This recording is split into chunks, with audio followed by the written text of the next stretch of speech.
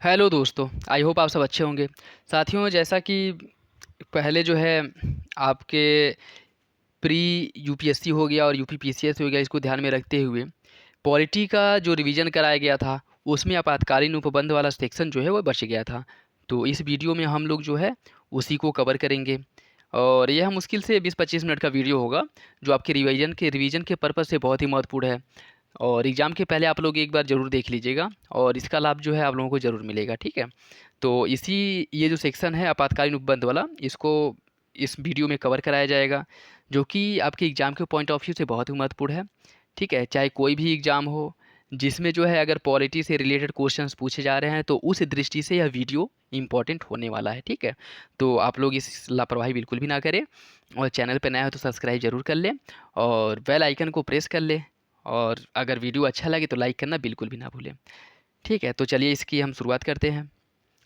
अगर हम बात करें तो भारतीय संविधान के भाग 18 में आपात से उपबंधित जो आपातकालीन उपबंध है इसको शामिल किया गया है और इसके अंतर्गत अनुच्छेद 352 से लेकर के अनुच्छेद 360 तक के अनुच्छेदों को आपातकालीन उपबंध के अंतर्गत शामिल किया गया है।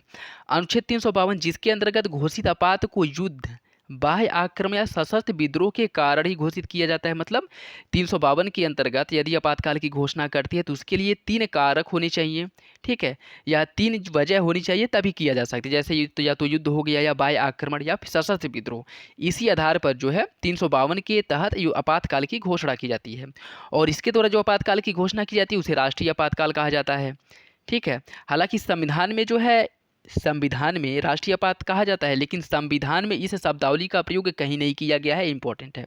संविधान में अनुच्छेद 352 का शीर्षक है आपात की उद्घोषणा और अनुच्छेद 356 के तहत किसी राज्य में संवैधानिक तंत्र की विफलता हो जाने की दशा में आपातकाल की घोषणा की जाती है और इसे राष्ट्रपति शासन कहा जाता है, ठीक है। और कहीं कहीं पर इसे राज्य आपात के नाम से भी जाना जाता है।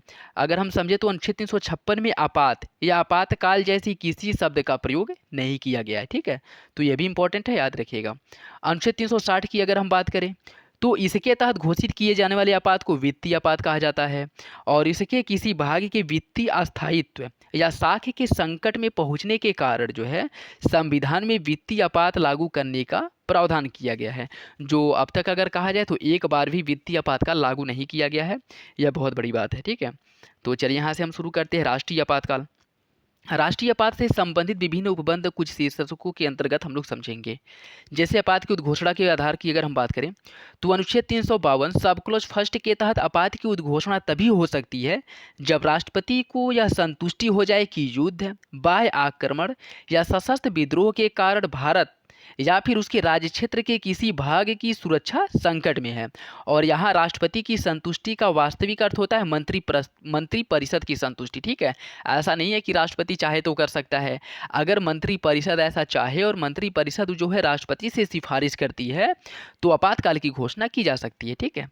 और इसमें देखिए 44वें संविधान संशोधन के माध्यम से अनुच्छेद 352 में आंतरिक अशांति शब्द था जिसको बदल करके सशस्त्र विद्रोह कर दिया गया, ठीक है। 1944 मतलब कह सकते हैं कि 44वां संविधान संशोधन 1978 के पहले क्या था कि सशस्त्र विद्रोह शब्द का प्रयोग नहीं किया जाता था। अगर आंतरिक अशांति है उस आधार पर भी आपातकाल लागू हो जाता था। तो इसे ही बदल दिया गया था 44वां संविधान संशोधन द्वारा, क्योंकि इसके पहले इसका दुरुपयोग हो चुका था और इंदिरा गांधी द्वारा आंतरिक अशांति का हवाला दे करके भारत में आपातकाल लागू किया गया था। तो भविष्य में ऐसा न हो इसी को ध्यान में रखते हुए 44वां संविधान संशोधन किया गया 1978 में और ये कहा गया कि आज के बाद से जो आपातकाल लागू होगा वो आंतरिक अशांति के आधार पर नहीं होगा बल्कि सशस्त्र विद्रोह के आधार पर होगा, ठीक है। तो इंपॉर्टेंट है, याद रखिएगा, ठीक है।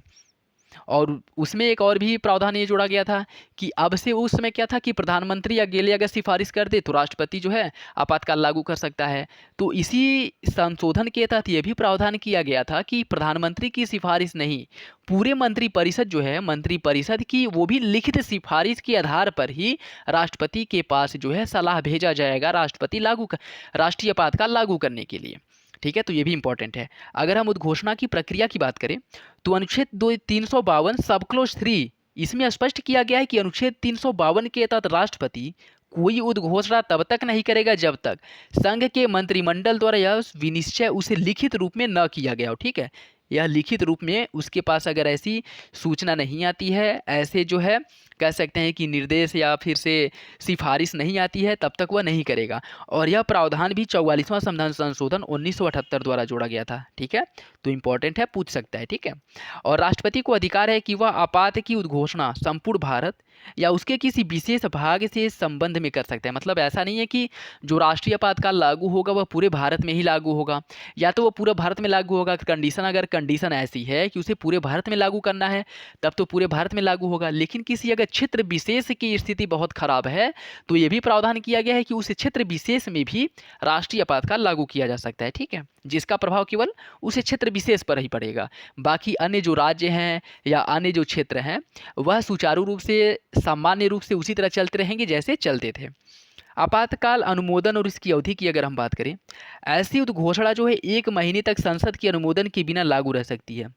इंपॉर्टेंट है, संसद के दोनों सदनों द्वारा अनुमोदित होने पर आपात की उद्घोषणा जो है वह 6 महीने तक लागू रहती है। संसद जितनी बार चाहे उतनी बार संकल्प पारित करके आपात की अवधि को 6 माह तक के लिए बढ़ा सकती है। यह इंपॉर्टेंट है, इसकी कोई ड्यूरेशन या समय सीमा नहीं दिया गया है कि यह आपातकाल कब तक लागू रहेगा। 6-6 महीने कर करके अगर संसद से अनुमोदन होता रहे तो यह अनिश्चित काल तक, जब तक चाहे तब तक इसे लागू किया जा सकता है। ठीक है, और 1 महीने के अंदर जो है इसका अनुमोदन भी हो जाना चाहिए, ये भी बात जो है इसमें कहा गया है। तो इसलिए जो है इम्पोर्टेंट हो जाता है। ये सारे फैक्ट हैं जो पूछ सकते हैं। ठीक है, तो इसलिए याद रखिएगा। और यदि 6 माह की अवधि पूरी होने से पहले लोकसभा का विघटन हो जाता है तो राज्यसभा आपातकाल को 6 महीने के लिए और बढ़ाने का संकल्प पारित कर दे तो नई लोकसभा के पुनर्गठन तक आपात की उद्घोषणा लागू रहेगी।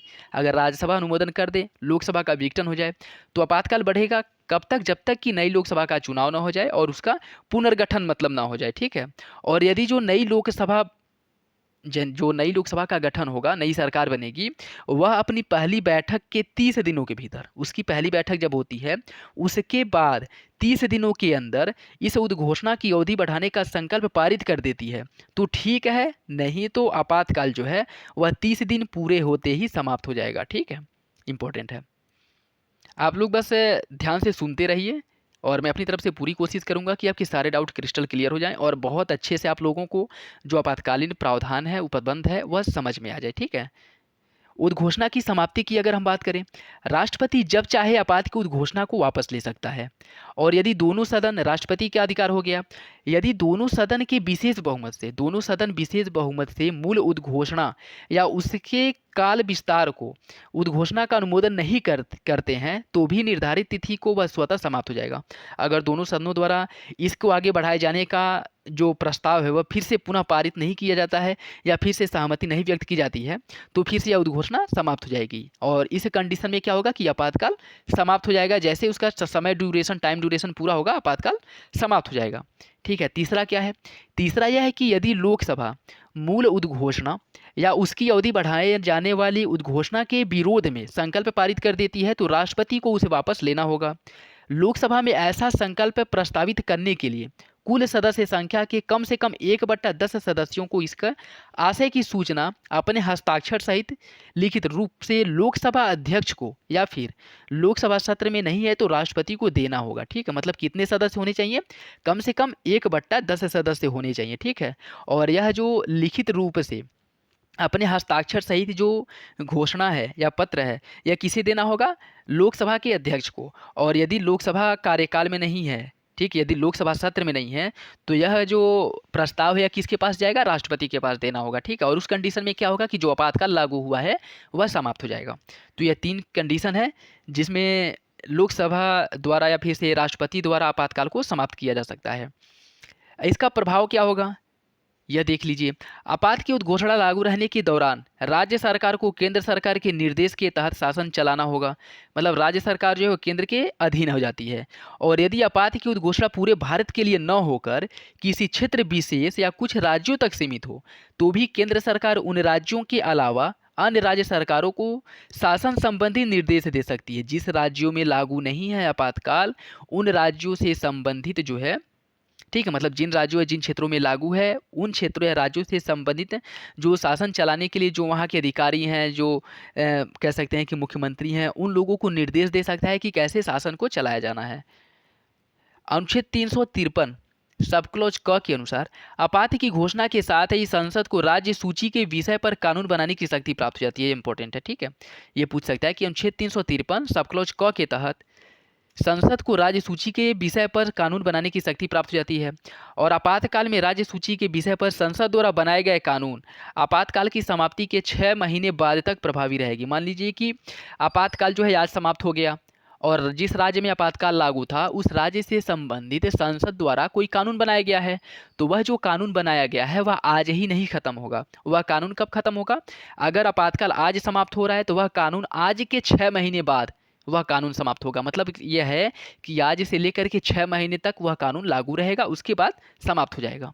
ठीक है। तो अगर कोई राज्य ये चाहे कि जिस समय आपातकाल समाप्त हुआ उसी समय कानून को समाप्त कर दे तो वह ऐसा नहीं कर सकता है। ठीक है। यदि आपात की जो उद्घोषणा है वह प्रवर्तन में है तो संसद विधि द्वारा लोकसभा के कार्यकाल को एक बार में 1 वर्ष के लिए जितनी बार चाहे उतनी बार बढ़ा सकती है। इंपॉर्टेंट है, याद रखिएगा।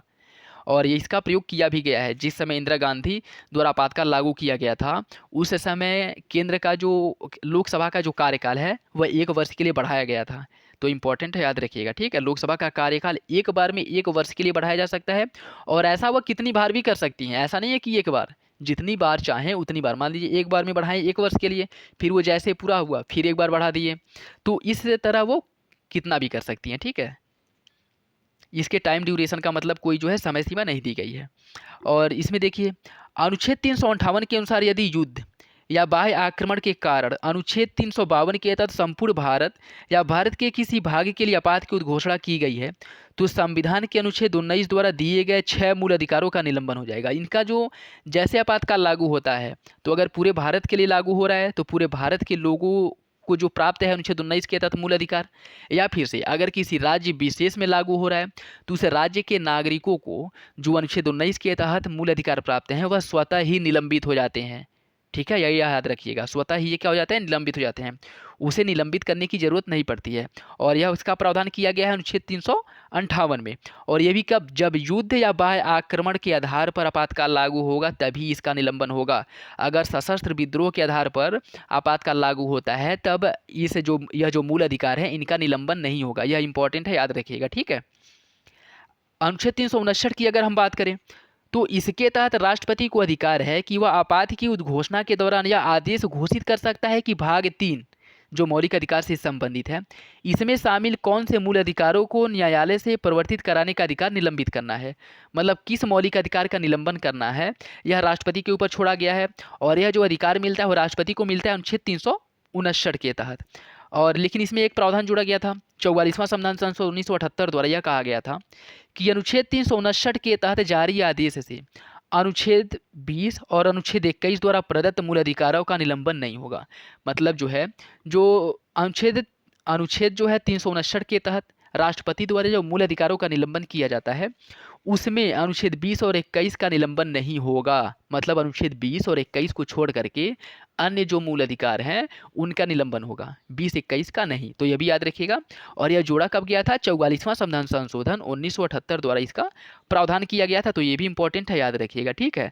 मतलब क्वेश्चन कैसे भी बने बस आप लोग इसे कन्फ्यूज मत होइएगा, याद रखिएगा। ठीक है। अभी तक की जो की गई उद्घोषणाएं हैं वह देख लीजिए। अभी तक अनुच्छेद 352 के तहत 3 बार इसका प्रयोग किया गया है। ठीक है। पहला बार जो 26 अक्टूबर 1962 को आपात उद्घोषणा की गई थी जब चीन द्वारा अरुणाचल प्रदेश पर हमला कर देने के कारण, मतलब जब भारत और चाइना का युद्ध हुआ था उस समय इसका प्रयोग किया गया था। ठीक है। और दूसरी बात कब हुआ था? यह 3 दिसंबर 1971 को जो पाकिस्तान द्वारा भारत के विरुद्ध अघोषित युद्ध छेड़ने के कारण इसका प्रयोग किया गया था। ठीक है। तो ये भी इम्पोर्टेंट है, याद रखिएगा। ठीक। और इसके अगर तीसरी बार की बात करें तो यह आंतरिक अशांति के आधार पर हुआ था और यह 25 जून 1975 को इंदिरा गांधी द्वारा आंतरिक अशांति के आधार पर इसकी उद्घोषणा की गई थी। और इसी का इसमें यह हुआ कि इसका जो है दुरुपयोग किया जा रहा है बड़े पैमाने पर और भविष्य में ऐसा दुरुपयोग ना हो, इसीलिए 44वां संविधान संशोधन द्वारा आंतरिक अशांति शब्द को हटा करके सशस्त्र विद्रोह शब्द जोड़ा गया था। ठीक है। क्योंकि तीसरी बार जो आपातकाल लागू किया गया था वह आंतरिक अशांति को शब्द को हवाला देते हुए आपातकाल को लागू किया गया था। ठीक। तो इम्पॉर्टेंट है, याद रखिएगा। नेक्स्ट देखिए राज्य आपातकाल या जिसे राष्ट्रपति शासन भी कहा जाता है। यह दूसरा प्रकार है जिसका वर्णन किया गया अनुच्छेद 356 में, और इसमें कहा गया कि अनुच्छेद 356 में आपात के इस प्रकार को राज्य में संवैधानिक तंत्र का विफलता माना जाएगा। मतलब 356 के तहत जो आपातकाल लागू किया जाता है उसे राज्य में संवैधानिक तंत्र की विफलता मानी जाती है, कि मतलब राज्य जो है संवैधानिक उपबंधों के अनुसार कार्य नहीं कर रहा है, अतः जो है उस राज्य में राष्ट्रपति शासन लागू किया जाना चाहिए। ठीक, और इसके लिए आपात शब्द का प्रयोग नहीं किया गया है। प्रचलन में इसे राष्ट्रपति शासन या राज्य आपातकाल कहा जाता है, तो इंपॉर्टेंट है, याद रखिएगा। राष्ट्रपति शासन लगाए जाने के आधार अगर हम पूछें, अगर इसकी बात किया जाए तो अनुच्छेद 356 के अनुसार यदि राष्ट्रपति को राज्यपाल की रिपोर्ट या उसके बिना इस बात का समाधान हो जाता है कि ऐसी स्थिति उत्पन्न हो गई है जिसमें उस राज्य का शासन इस संविधान के उपबंधों के अनुसार नहीं चलाया जा सकता, तो वह ऐसी उद्घोषणा कर सकता है। राष्ट्रपति दो कंडीशन में कर सकता है, या तो राष्ट्रपति को स्वयं में आभास हो जाए या फिर से राज्यपाल अपनी रिपोर्ट पेश करे, या अगर यह राष्ट्रपति को इसका मतलब सूचना मिलती है या फिर से किसी माध्यम से आभास होता है, ठीक है, तो राष्ट्रपति ऐसे उपबंध या कह सकते हैं कि राष्ट्रपति शासन लागू कर सकता है। और ज़्यादातर राज्यों में यह कब होता है, जब राज्य में किसी दूसरे पार्टी की सरकार हो और केंद्र में जब दूसरे पार्टी की सरकार होती है, तब राज्य में ज़्यादा संवैधानिक तंत्र की विफलता होती है। अनुच्छेद 356 में कहा गया है 365 में कहा गया है कि यदि इस संविधान के किसी उपबंध के अधीन संघ सरकार ने किसी राज्य को कोई निर्देश दिया हो, यदि संघ द्वारा राज्य को कोई निर्देश दिया गया हो किंतु वह राज्य उस निर्देश का पालन करने में असमर्थ हो या फिर उसे प्रभावी बनाने में विफल रहा हो, तो राष्ट्रपति के लिए यह मानना विधिपूर्ण होगा कि ऐसी स्थिति उत्पन्न हो गई है जिसमें उस राज्य का शासन इस संविधान के उपबंधों के अनुसार नहीं चलाया जा सकता। ठीक है, मतलब केंद्र सरकार द्वारा किसी राज्य को कोई निर्देश दिया गया है कि आप जो है ऐसा कार्य करिए या फिर से यह ना करिए, और राज्य सरकार वह नहीं करती या करने में विफल रहती है, तो उसमें जो है यह मान लिया जाएगा कि उस राज्य में संवैधानिक तंत्र विफल हो गया है और राज्य में जो है राष्ट्रपति शासन लागू किया जाए। जैसा कि अभी वर्तमान समय में आप लोग देख रहे होंगे कि पश्चिम बंगाल में राष्ट्रपति शासन लागू करने की मांग की जा रही है जोरों शोरों से। ठीक है, तो ऐसा होता है। उद्घोषणा की अवधि तथा अनुमोदन की अगर बात करें तो राष्ट्रपति कभी भी ऐसी उद्घोषणा कर सकता है और वह तुरंत प्रभाव से लागू होगा। मतलब राष्ट्रपति जो है राष्ट्रपति शासन लगाने की उद्घोषणा कभी भी कर सकता है और वह तुरंत प्रभाव से लागू हो जाता है, और 2 माह की अवधि तक वह संसदीय अनुमोदन के बिना प्रवृत्त रहता है। मतलब इसकी अनुमति के लिए कितना समय सीमा दिया गया है, 2 महीना। ठीक है, जबकि राष्ट्रीय आपातकाल के लिए कितना समय है, 1 महीना। ठीक है, तो इंपॉर्टेंट है, याद रखिए, इसके लिए 2 माह है, उसके लिए 1 माह। अनुमोदन के लिए दोनों सदनों का साधारण बहुमत ही पर्याप्त है, और इसके लिए दोनों सदनों का साधारण बहुमत ही पर्याप्त है। ठीक है, तो अगर केंद्र सरकार किसी राज्य में आपातकाल लागू करना चाहे, राष्ट्रपति शासन लागू करना चाहे तो बहुत आसानी से कर सकती है। ठीक है, क्योंकि केंद्र में जो है फुल मेजोरिटी है। दोनों सदनों से अनुमोदन होने के बाद उद्घोषणा जो है 6 माह की अवधि के लिए वैध मानी जाती है, और जितनी बार उद्घोषणा को बढ़ाया जाना है हर बार 6 माह के लिए बढ़ेगा। और यदि लोकसभा इस दौरान विघटित हो गई हो तो वह केवल राज्यसभा के अनुमोदन से बढ़ जाएगी, किंतु लोकसभा को अपने पुनर्गठन के बाद पहली बैठक के 30 दिनों के भीतर उसका अनुमोदन करना होगा, नहीं तो वह स्वतः रद्द हो जाएगा। इतना जो सेक्शन है ना वो आपके राष्ट्रीय आपातकाल काल का जो सेम है, मतलब राष्ट्रीय आपातकाल और राष्ट्रपति शासन, उन दोनों की जो समय सीमा है या कह सकते हैं कि आपातकाल लागू करने की जो क्राइटेरिया है वह समान है। ठीक है, बशर्ते उसमें 1 महीना दिया गया, इसमें 2 महीना दिया गया, बाकी 6-6 महीना वाला कॉन्सेप्ट जो है दोनों में सेम है। इसके आगे जो है उसमें चेंज होता है। देखिए, जैसे 1 वर्ष तक उद्घोषणा को मतलब उपर्युक्त विधि से बढ़ाया जा सकता है, किंतु यदि उसे एक अवधि से वर्ष मतलब 1 वर्ष से अधिक समय के लिए बढ़ाना हो तो उसके लिए 2 शर्तें पूरी होनी चाहिए। यहाँ से जो है चेंज हो जाता है। ठीक है, क्योंकि उसे क्या है कि राष्ट्रीय आपातकाल को हम मतलब अनवरत कितना ही समय तक लागू कर सकते हैं, जबकि इसके लिए क्राइटेरिया वो नहीं है, इसके लिए कुछ और प्रावधान किया गया है। राष्ट्रपति शासन को अधिकतम हम 1 साल के लिए बढ़ा सकते हैं, और अगर 1 साल के बाद भी राष्ट्रपति शासन को लागू रहना चाहिए या फिर से राष्ट्रपति शासन लागू रहे ऐसा प्रावधान करना है तो 2 क्राइटेरिया पूरी होनी चाहिए। पहला क्या? पहला ये कि पूरे भारत या उसके किसी भाग में अनुच्छेद 352 के तहत आपातकाल लागू हो।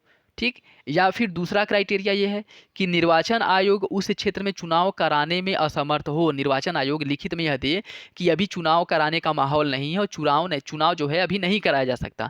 तो यह कंडीशन है, 2 कंडीशन है, जिसके बाद जो है राष्ट्रीय आपातकाल को या राष्ट्रपति शासन को और बढ़ाया जा सकता है। ठीक है, और उसके बाद भी राष्ट्रपति शासन जो है अधिकतम 3 वर्षों के लिए बढ़ाया जा सकता है।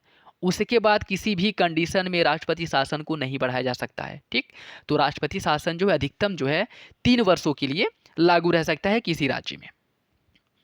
ठीक है, तो देखिए, संपूर्ण देश या उसके किसी भाग में अनुच्छेद 352 के तहत आपात की उद्घोषणा लागू हो, या फिर निर्वाचन आयोग प्रमाणित करे कि वर्तमान में संबद्ध राज्य के साधारण चुनाव कराने में कठिनाई के कारण उद्घोषणा को प्रवृत्त बनाए रखना आवश्यक है। तो ये दो कंडीशन अगर पूरे होंगे तो फिर से राष्ट्रपति शासन लागू रहेगा, और वो भी कब तक लागू रहेगा? 3 वर्षों तक, उससे ज़्यादा नहीं। और उपयुक्त शर्त अगर पूरी हो तो किसी राज्य में अनुच्छेद 356 के तहत की गई जो उद्घोषणा है उसकी अधिकतम अवधि 3 वर्ष हो सकती है, और राष्ट्रपति जब चाहे किसी पश्चातदर्शी उद्घोषणा का द्वारा जो है मूल उद्घोषणा को वापस ले सकता है, और ऐसा करने के लिए संसद के अनुमोदन की आवश्यकता नहीं है। राष्ट्रपति ऐसा कभी भी कर सकता है और इसके लिए संसद के अनुमोदन की आवश्यकता नहीं होती है। तो ये याद रखिएगा कि राष्ट्रपति शासन अधिकतम 3 वर्षों के लिए बढ़ाया जा सकता है। ठीक है, अनुच्छेद 356 के तहत अगर उद्घोषणा का प्रभाव हम बात करें कि इसका प्रभाव क्या होगा राष्ट्रपति शासन का, तो उद्घोषणा करने पर राष्ट्रपति राज्य की मंत्रिपरिषद को बर्खास्त कर सकती है। राष्ट्र की जो मंत्रिपरिषद है वो बर्खास्त हो जाएगी, और राज्यपाल के माध्यम से वहाँ का शासन चलाया जाएगा। और कभी कभी क्या होता है कि राज्यपाल की सहायता के लिए किसी सलाहकार की भी नियुक्ति की जाती है। मतलब कह सकते हैं कि उस राज्य की मंत्रिपरिषद को बर्खास्त कर दिया जाता है, और शासन व्यवस्था जो है वह राज्यपाल के नियंत्रण में, मतलब कह सकते हैं कि अप्रत्यक्ष रूप से सीधा जो है केंद्र के नियंत्रण में आ जाता है। ठीक है, और वह राज्य विधानमंडल को विघटित कर सकती है अथवा निलंबित। मतलब विघटित करे ऐसा जरूरी नहीं है, या तो उसे विघटित कर सकती है या उसे निलंबित अवस्था में रख सकती है। और दोनों ही स्थितियों में राज्य विधानमंडल के कार्य संसद को सौंप दिए जाते हैं। मतलब राज्य विधानमंडल के जो कार्य हैं वह संसद द्वारा किए जाते हैं, जिसमें निहित है कि बजट सहित राज्य के सभी विधेयक संसद द्वारा पारित किए जाएंगे। ऐसा नहीं है कि कुछ, यहाँ तक कि राज्य में जो बजट, राज्य का जो बजट होता है वो भी संसद द्वारा ही पास किया जाएगा, पेश किया जाएगा। ठीक है, और इससे बजट के साथ साथ जो है अन्य जो भी कानून है, विधेयक है, वो सब जो है संसद द्वारा पारित किए जाएंगे। और अनुच्छेद 357 के अनुसार यदि राज्य की विधानसभा की शक्ति संसद या उसके प्राधिकार के तहत प्रयुक्त किए जाने की घोषणा की जा चुकी है, तब राज्य के विधानमंडल के कार्य इस प्रकार किए जाएंगे। यह देख लीजिए कि राज्य विधानमंडल का कार्य कैसे होगा। संसद राज्य के लिए कानून बनाने की शक्ति राष्ट्रपति या किसी अन्य प्राधिकारी को दे सकती है। सामान्यतः यह शक्ति किसे दी जाती है? राष्ट्रपति को। और यदि लोकसभा का सत्र न चल रहा हो तो राष्ट्रपति राज्य की संचित निधि के प्रयोग से संबंधित उन विधेयकों को अनुमति दे सकता है जो संसद की अनुमति के लिए लंबित है। मतलब जो विधेयक संसद की अनुमति के लिए लंबित हैं उस विधेयक को राष्ट्रपति अनुमति दे सकता है। ठीक है, जब तक राष्ट्रपति शासन लागू है उस परिप्रेक्ष्य में, या आप कह सकते हैं कि उस समय। और यदि संसद का जो सत्र है वह न चल रहा हो तो राष्ट्रपति उस राज्य के लिए अध्यादेश भी जारी कर सकता है। अगर संसद का सत्र न चल रहा हो तो राष्ट्रपति के पास यह भी शक्ति है कि वह उस राज्य से संबंधित अध्यादेश भी जारी कर सकता है। 42वां संविधान संशोधन द्वारा यह प्रावधान किया गया था कि उद्घोषणा के दौरान बनाई गई विधियां उद्घोषणा की समाप्ति के बाद भी तब तक प्रवृत्त रहेंगी जब तक कि सक्षम विधानमंडल या अन्य प्राधिकारी द्वारा उनका निरसन, संशोधन या परिवर्तन नहीं किया जाता। ठीक है, तो इसका मतलब समझ रहे हैं? इसका मतलब ये है कि जो संसद द्वारा, ठीक है, संसद द्वारा जो भी कानून बनाए जाएंगे, जो भी मतलब नीति लाई जाएगी, वह तब तक उसी रूप में बना रहेगा, उसी तरह कार्य करता रहेगा जब तक जो नए विधानमंडल, या कह सकते हैं जो नए विधानमंडल का जो चुनाव होगा, वह विधानमंडल जब तक इसका निरसन या इसमें संशोधन या इसमें परिवर्तन नहीं करती है तब तक यह उसी रूप में बना रहेगा। ठीक है, नेक्स्ट देखिए वित्तीय आपात। अनुच्छेद 360 के तहत आपात के तीसरे प्रकार की बात की गई है, जिसे संविधान में वित्तीय आपात के नाम से जाना जाता है, और अभी तक एक बार भी इसका प्रयोग नहीं हुआ है। ठीक है, उद्घोषणा का आधार अगर हम देखें तो अनुच्छेद 360 सब क्लोज फर्स्ट के अनुसार यदि राष्ट्रपति को समाधान हो जाता है कि ऐसी स्थिति उत्पन्न हो गई है जिससे भारत या उसके राज्य क्षेत्र के किसी भाग का वित्तीय स्थायित्व या साख संकट में है, तो वित्तीय आपात की उद्घोषणा कर सकता है। अनुमोदन तथा इसकी अवधि की अगर हम बात करें तो राष्ट्रपति कभी भी यह उद्घोषणा जारी कर सकता है, और संसद के अनुमोदन के बिना अधिकतम 2 महीना। मतलब राष्ट्रपति शासन और वित्तीय आपातकाल के लिए जो संसद द्वारा अनुमोदन है वह समय सीमा 2 महीना है, और राष्ट्रीय आपातकाल के लिए 1 महीना है। ठीक है, तो राष्ट्रपति शासन और वित्तीय आपात के लिए 2 महीना और राष्ट्रीय आपातकाल के लिए 1 महीना। ठीक है, और इसे भी संसद द्वारा साधारण बहुमत से पारित किया जाता है। और यदि संसद के दोनों सदन उद्घोषणा का जो अनुमोदन है वो कर देते हैं तो वह अनिश्चित काल तक जारी रहता है। यह यहाँ इंपॉर्टेंट है। ठीक है, यह 6 महीने वाला कॉन्सेप्ट जो है इस पे लागू नहीं होता है। एक बार उद्घोषणा होने के बाद यह अनिश्चित काल तक जारी रहता है। ठीक है, क्योंकि अनुच्छेद 360 में उद्घोषणा के लिए अधिकतम अवधि निर्धारित नहीं की गई है। ठीक है, इसमें जो है जैसे उसमें क्या है कि एक बार उद्घोषणा होने के बाद 6 महीने तक जारी रहेगी। यह वित्तीय आपातकाल के संदर्भ में प्रावधान नहीं किया गया है, यह इंपॉर्टेंट है, याद रखिएगा। ठीक है, इसे एक बार जो है उद्घोषणा होने के बाद और एक बार जो है अगर अनुमति मिलने के बाद, अनुमोदन होने के बाद यह अनिश्चित काल के लिए लागू हो जाता है। और इस उद्घोषणा को बाद कि किसी उद्घोषणा से कभी भी वापस लिया जा सकता है और इसके लिए संसद के किसी अनुमोदन की आवश्यकता नहीं होती है। ठीक है, राष्ट्रपति ऐसा जब चाहे तब जो है वित्तीय आपातकाल को समाप्त कर सकता है। इसका प्रभाव क्या होगा? इसका प्रभाव ये होगा कि केंद्र सरकार को अधिकार मिल जाता है कि वह किसी राज्य की वित्तीय औचित्य संबंधी सिद्धांतों का पालन करने के लिए उन्हें निर्देश दे सके। राज्य सरकार से यह अपेक्षा की जा सकती है कि वह राज्य के अधीन सेवा करने वाले सभी या किसी वर्ग के व्यक्तियों के वेतन भत्तों में कटौती करे। और यह निर्देश भी दिया जा सकता है कि राज्य के विधानमंडल से पारित होने वाले सभी धन विधेयक तथा अनुच्छेद 207 से संबंधित अन्य विधेयक को राष्ट्रपति के विचार के लिए अनिवार्यतः आरक्षित किए जाएं। यह इंपॉर्टेंट है। ठीक है, और राष्ट्रपति यह निर्देश भी दे सकता है कि वित्तीय आपात की जो उद्घोषणा है इसके लागू रहने के दौरान केंद्र सरकार की सभी या किसी वर्ग के कर्मचारियों के वेतन और भत्तों में कटौती की जा सकती है। मतलब चाहे वो केंद्र सरकार के कर्मचारी हों या राज्य सरकार के कर्मचारी हों, इन सब के वेतन और भत्तों में कटौती की जा सकती है। ठीक है, तो ये था साथियों, मैं अपनी तरफ से कोशिश किया हूँ सिंपल भाषा में समझाने की। फिर भी अगर कोई त्रुटि रह जाती है, कहीं कन्फ्यूजन हो, कोई ना कुछ ना समझ में आए तो कमेंट बॉक्स में कमेंट करके पूछ सकते हैं। ठीक है, और चाहते हैं कि अगर ऐसे जो रिवीजन पर्पस से हिस्ट्री, ज्योग्राफी, अन्य सब्जेक्ट के जो एग्ज़ाम स्पेशल हैं उन्हें भी सॉल्व कराया जाए तो कमेंट बॉक्स में कमेंट करके बता सकते हैं। ठीक है, तो चलिए मिलते हैं अगली वीडियो में, तब तक के लिए धन्यवाद।